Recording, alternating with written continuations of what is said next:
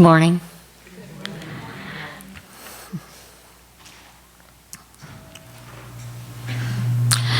The late Sylvia Brown, in her discussion about the other side, often talked about each soul's preparation for this often difficult physical journey. This preparation is rather detailed to ensure the soul's successful completion of important lessons. Undertaking such a journey can seem a fool's errand, a seemingly impossible task with no hope of success. Thus, to take the first step, each of us carries a boatload of chutzpah, bravado, and naivete. If we really understood the implications of our journeys, none of us would step foot outside of heaven. Well, when you put it that way, no thanks. I'll sit this one out. Just as a ship is safe in harbor, so is a soul safe in heaven. And yet ships are built for adventure, and souls are created for growth. Certainly we have opportunities to learn in heaven, but such lessons lack the heart-stopping roller coaster ride of earthly existence. Sylvia also spoke at length about the supporting roles of friends and family and acquaintances, and even of institutions. It is often said that souls choose their parents. Thus, my mother frequently thanked me for choosing her and Dad. However, I don't believe that this choice is unilateral, given the impact of our choices on our family members. While my choices present lifelong challenges for me, they also likely impacted my parents and siblings in ways that I may never know or understand. Sometime around 1951, my father, in pursuit of a social work degree, wrote a paper entitled Cleft Palate in Children. Characterized as a rare anomaly, cleft palate occurs once in approximately 48,000 births. Before my mother laid eyes upon me, she asked the attending staff, "Do we have a cleft palate here?" The incredulous staff asked her how she knew. What can a mother say other than, "I just knew"? Yes, my mother did know, and so did my father. On July 24, 1959, at the new Beaumont Hospital in Royal Oak, I was the first baby born with a bilateral cleft lip and palate. Today, Beaumont Hospital is the home of the Ian Jackson Craniofacial and Cleft Palate Clinic. In this manner, our paths have been intersected.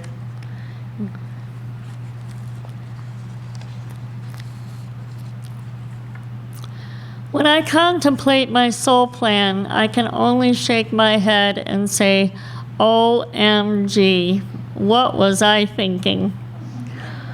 What possessed me to choose this birth anomaly as a vehicle for my lessons? Call it the bliss of ignorance. I really had no clue about what was to come. Soren Kierkegaard essentially stated that life can only be lived forward and understood backward, which is another way to say that hindsight is 20/20. In hindsight, my life begins to make sense, and lessons learned come into sharper focus. This life has been very much about mastering the written and the spoken word, a key paradigm in my soul's development. An early memory is my desire in first grade to become a writer. A very important lesson has centered around learning how to speak with clarity and fearless conviction.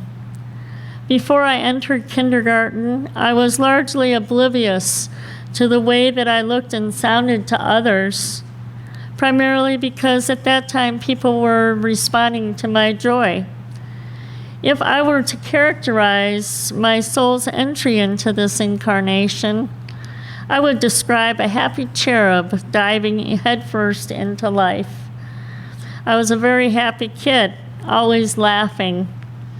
I remember an older neighbor boy who would put me in his patio hammock and tickle me to make me laugh. He called me Giggle Mouse. I have an image of myself walking home from such encounters, laughing aloud. I was 3 or 4 years old at the time. My laughter was so desirable that people went out of their way to cheer me up when I was sad or angry. Nevertheless, in kindergarten, I became conscious of my otherness through ridicule. In due time, I had allowed that ridicule to erode my joy. By 9th grade, my joyful optimism had gradually hardened into bitterness and anger. This was due in part to the removal of my top front teeth in 8th grade. Those adolescent years were especially difficult during that period of fragile self-esteem, when the prospect of speaking in front of the classroom could tie me up in knots for days. The ridicule got so bad that my 7th grade English teacher excused me from speaking. It was during this junior high period, however, that I received a key life lesson from a classmate. Steve and his younger sister Linda were both born with unilateral cleft palates and were undoubtedly subjected to their own share of ridicule. Steve, however, had learned how to use self-deprecating humor to deflect this ridicule. One day in 9th grade social studies class, the teacher had called upon Steve to answer a question. Steve, who had removed his glasses to clean them, responded with, "I can't hear without my glasses." As someone who has worn glasses since the 4th grade, I would later realize that he was only half joking. Nevertheless, in that one blessed moment, my classmates had forgotten all about Steve's birth defect. Steve, who had learned how to use humor to turn his enemies into allies, had the students laughing with him rather than about him.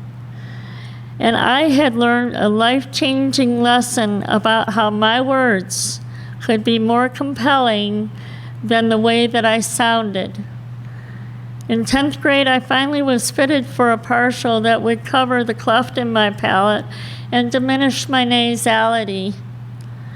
After receiving my partial and going through the last of my reconstructive surgeries in my 19th year, my confidence began to grow. As I left high school behind, I began in earnest to cultivate the power of words. Not only did changes in my physical appearance boost my confidence, but a simple realization helped to turn around my trepidation about speaking in front of classrooms. I realized that nothing that I could say would be bad enough to compel people to throw rotten fruit. So that's literally how I was thinking. It worked. So I began to relax and to focus upon mastering the written and the spoken word. Much like a jeweler or a musician or a woodworker, I have learned how to craft ideas. Moreover, while I was learning about the advantage of humor in winning friends and influencing people, I also had to learn how a sharpened wit can be used as a weapon. I have largely let go of this tendency, but on occasion I still forget myself. Without my teeth, I sound nasal to others. One great irony that has allowed me to gain self-confidence is that in my head, I don't hear that nasality. which explains my bafflement when I first experienced ridicule in kindergarten. Since the 10th grade, the thought of losing my teeth or of leaving the house without putting them in has kept me awake at night. Therefore, for my 60th birthday, I'm ready to set down this burden of fear, to face my worst nightmare, to lighten my psychic load. The adolescents in my school are now grandparents of adolescents, and they have moved on. And now I'm ready to do the same.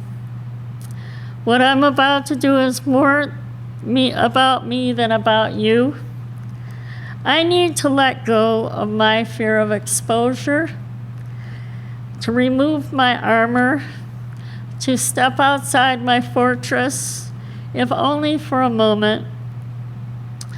It's been 45 years since I last allowed myself to be this vulnerable, to be so exposed in public.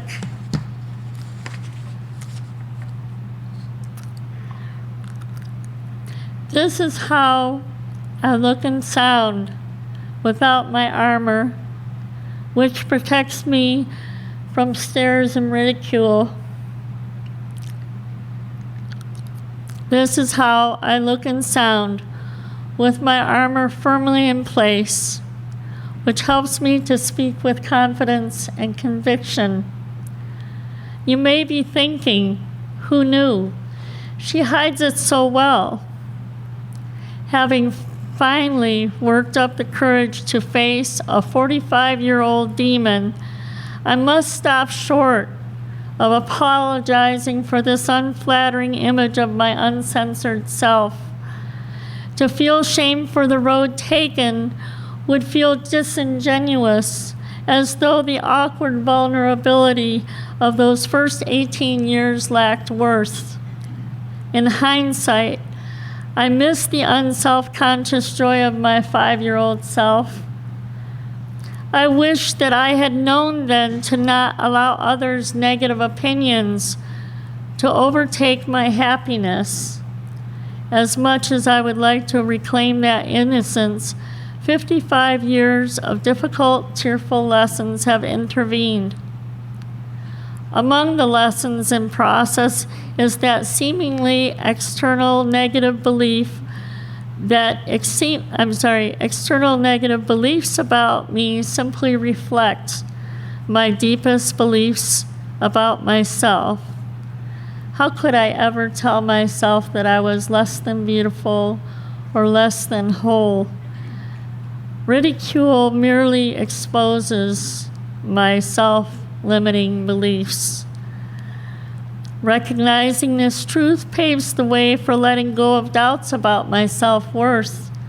I find, however, that questioning my self-worth is akin to a career choice, and I'm reluctant to resign myself to awesomeness.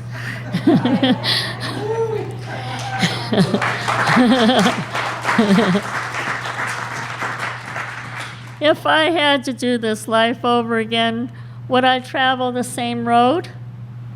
In hindsight, I certainly would have appreciated an easier road, but given my goals, I would have only delayed inevitable soul growth.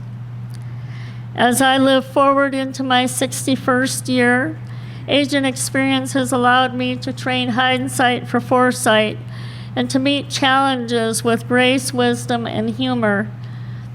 As you have been listening to my words, perhaps you've been revisiting your own life circumstances from a different perspective. How might those circumstances have been products of choices, of lessons that you wrote into your soul's curriculum before you were born? What are some of your roads taken, and how have you fared on your journeys? As always, I'm taking the Bible out of context to suit my purposes. Isaiah 30:21 says, "Whether you turn to the right or turn to the left, you will hear a voice behind you saying, This is the way, walk in it. May your own difficult roads lead to beautiful destinations. So it is.